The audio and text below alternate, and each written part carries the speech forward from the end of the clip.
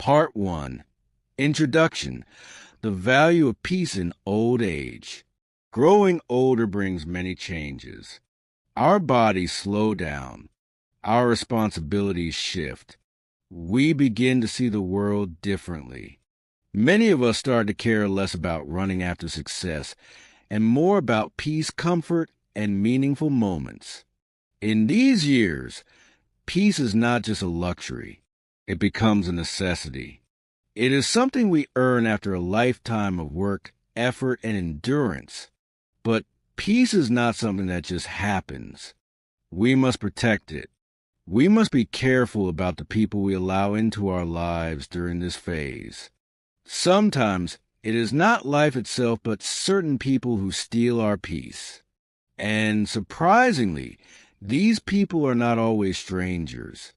They can be family, old friends, or people we've helped many times before. In this script, we will talk about 4 types of people you should avoid helping or getting too involved with in your old age if you want to keep your peace of mind and live with dignity and happiness. This is not about being selfish. It's about being wise. You can be kind and generous, but also careful and strong, because your peace matters. Let's begin with the first type. Part 2. The entitled taker. The first type of person who can disturb your peace is the entitled taker. This person always expects something from you. They may be your relative, your child, a neighbor, or even an old friend. No matter what you do for them, they feel it's not enough. They believe you owe them something, and they keep asking your time, your money, your energy. When you give, they take. And when you stop, they get angry. They might make you feel guilty. They might say things like, "After all I've done for you," or "You're old now, what else do you need money for?" They may act like helping them is your duty. But this is not love. This is emotional manipulation. In old age, your resources, physical, emotional, and financial, become more limited. You cannot afford to spend them on people who only drain you. You are not here to carry others' weight forever. You've done enough in your life. Now is your time to rest, enjoy, and live in peace. If you keep giving to entitled people, you'll find yourself tired, worried, and even resentful. And that's not fair to you. You don't owe anyone your peace. Help where you can, but learn to say no when it starts hurting you. Part 3.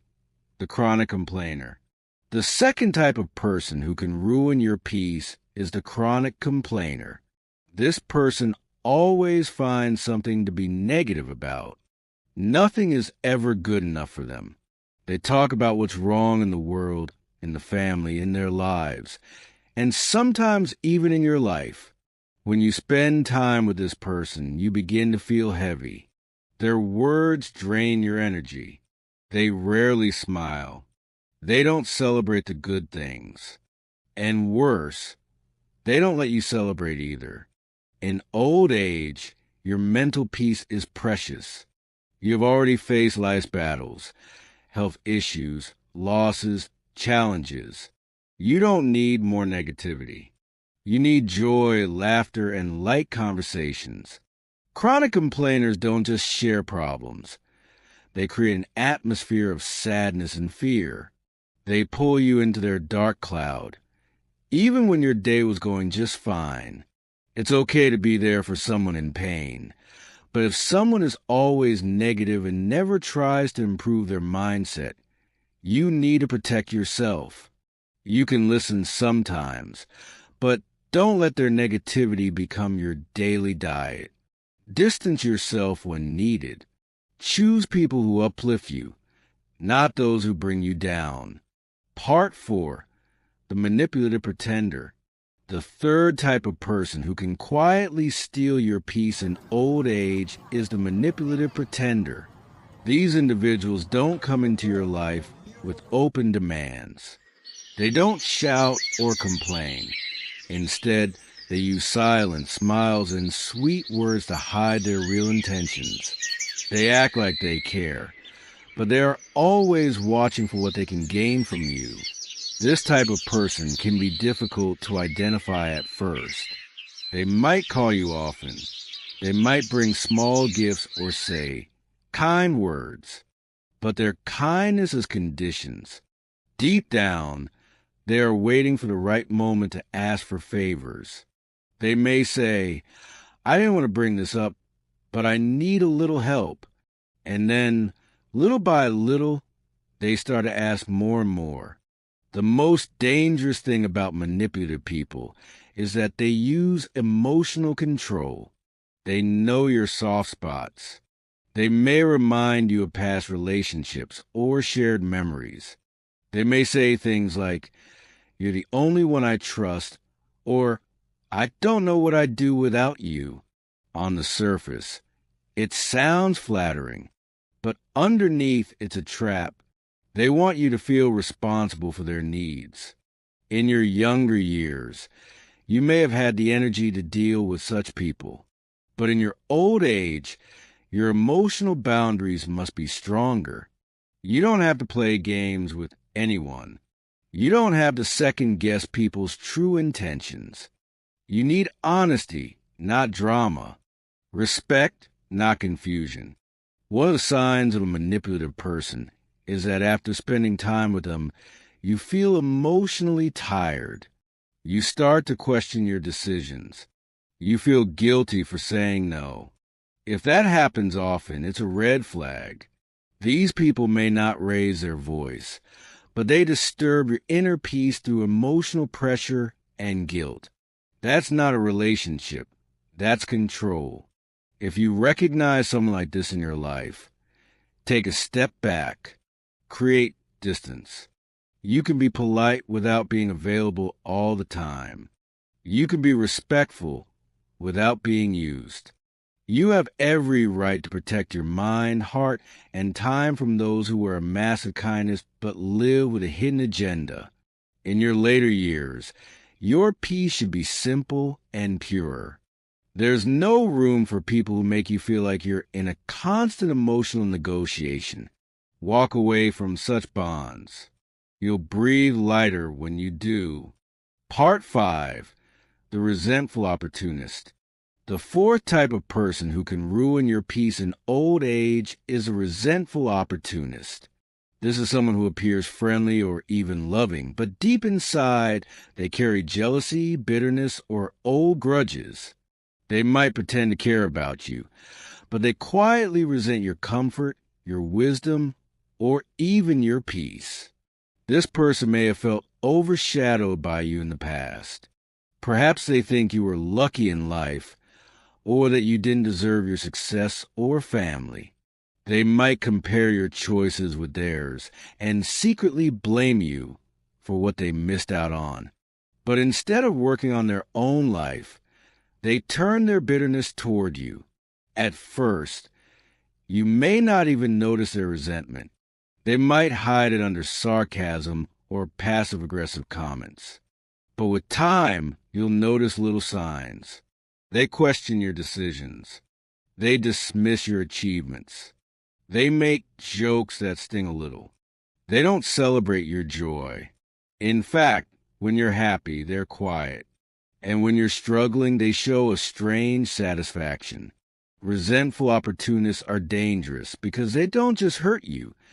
They try to make you doubt your worth. They may bring up past mistakes and say things like, you always made everything about yourself, or some people just got all the help while others were ignored. These comments are not made in love. They're made to weaken your confidence and shake your peace. In old age, you don't need to fight silent battles. You don't need to carry guilt that doesn't belong to you. If someone is carrying old resentment, let them carry it alone. You are not responsible for their unhealed wounds. What makes this type of person worse is their opportunism. When they need something, your money, your influence, your support, they will act close to you. But once they get what they want, their true feelings return. You'll notice they disappear, avoid showing appreciation, or bring back the same cold behavior. Ask yourself this: why keep someone in your life who doesn't wish you well? Why help someone who smiles at you in public but rolls their eyes when you walk away? The answer is simple. You don't have to. You have every right to choose peace over tension, joy over bitterness, and clarity over confusion. Life is too short, and old age even shorter, to waste on people who only show up to take, criticize, or compete. Kindness is not weakness, and protecting yourself is not selfish. The greatest gift you can give yourself now is freedom. Freedom from emotional battles. Freedom from guilt. Freedom from fake connections. Let the resentful opportunists walk their own path. You've earned the right to walk yours in peace. Part 6. How to recognize these people early. It's not always easy to identify people who will disturb your peace, especially when they come disguised as friends or family members. Some of them may have been in your life for years. Others may appear during certain phases, especially when they sense that you have something to offer, whether it's time, attention, emotional support, or money. But there are signs, subtle signs. And if you pay attention to how you feel around certain people, you can learn to recognize who is helping your peace and who is stealing it. Let's talk about some ways to recognize each of these 4 types of people early, so you can protect yourself without waiting for too much damage to be done. First, let's talk about the entitled taker. One of the easiest ways to identify them is by looking at the pattern of your relationship. Is it one-sided? Do you always end up giving, whether it's time, favors, or money, without getting any appreciation or support in return? Do they only reach out when they need something and disappear when you need a friend? If every conversation leads to a request or a complaint, that's a clear sign. Entitled takers usually lack gratitude. They speak in terms of should and must. They might say things like, "You should be helping," or "You're supposed to support your family." But ask yourself this: what have they done to support you in return? A healthy relationship is about mutual respect. If you're the only one making an effort, that's not respect. It's convenience, and you're the one being used. Now, about the chronic complainer. This person is easy to spot if you listen closely. No matter what's going on, they find the negative. If you say, "It's a beautiful day," they'll say, "It'll probably rain later." If you mention good news, they'll talk about why it won't last. They tend to focus on problems, often without looking for solutions. Spending time with a chronic complainer feels emotionally heavy. You may feel like the joy is being pulled out of the room, even when you were in a good mood before. You'll notice they don't laugh often, and if they do, it's often at someone else's expense. They may gossip, criticize others, and bring in unnecessary drama. Over time, their energy starts affecting your mental health. If you leave their company feeling more drained than energized, pay attention. That's not a coincidence. It's a warning. As for the manipulative pretender, their behavior is a little more subtle.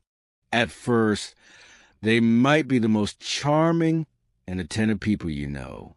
They compliment you. They ask about your health. They offer to help you.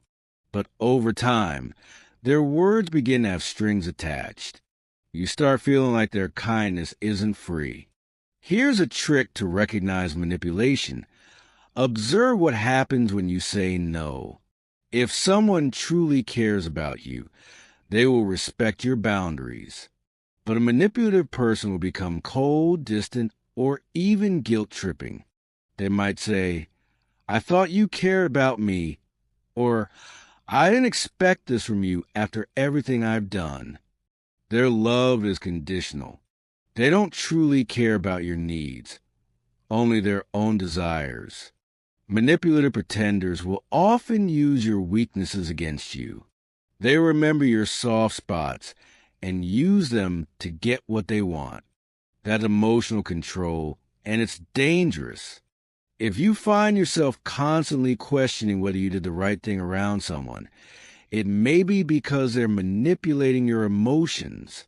Now, let's talk about the resentful opportunist.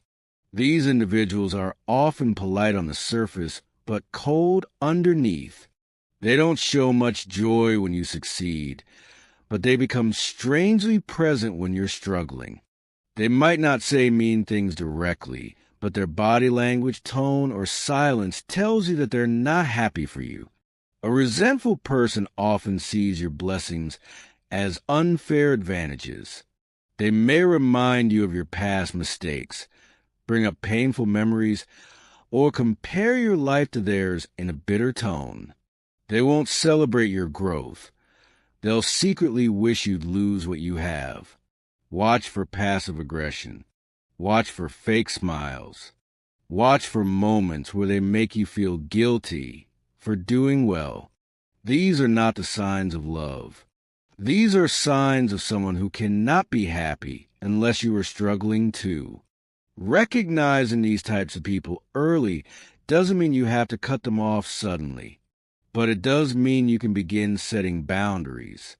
You can start protecting your time and peace before it's too late. And remember this, your inner peace is more important than pleasing anyone else.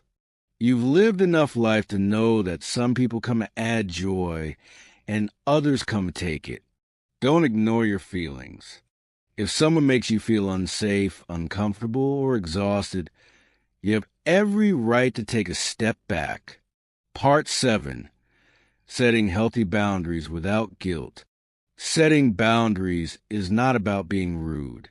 It's about being honest with yourself and protecting your well-being.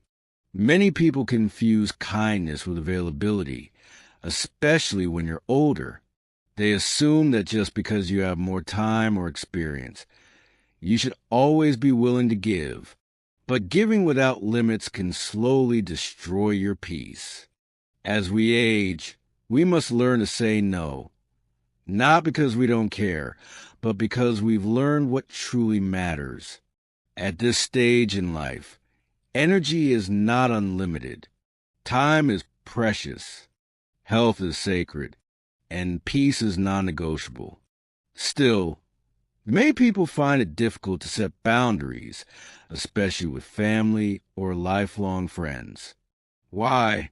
Because of guilt, because of pressure, because of a deep belief that saying no makes us selfish or uncaring. But here's the truth. Saying no to others often means saying yes to yourself. Let's explore how you can begin setting healthy boundaries without guilt. The first step is recognizing your limits. Ask yourself, how much time, energy, and attention can I realistically give to others without harming my own peace? If helping someone makes you feel overwhelmed, stressed, or emotionally drained, it's okay to step back. You're not a machine. You're a human being. You've given enough throughout your life. It's okay to rest now. The second step is clear communication. When you set a boundary, you don't need to explain every detail. You don't need to argue or defend your choice. A simple statement is enough. You can say, I'm not able to take that on right now. I need time to rest and focus on myself. I hope you understand, but I can't help with this. Some people might not like it. They may get upset or try to guilt you. That's okay. Their reaction is not your responsibility. Your job is to be kind but firm. You're not here to manage anyone's emotions. You're here to protect your peace.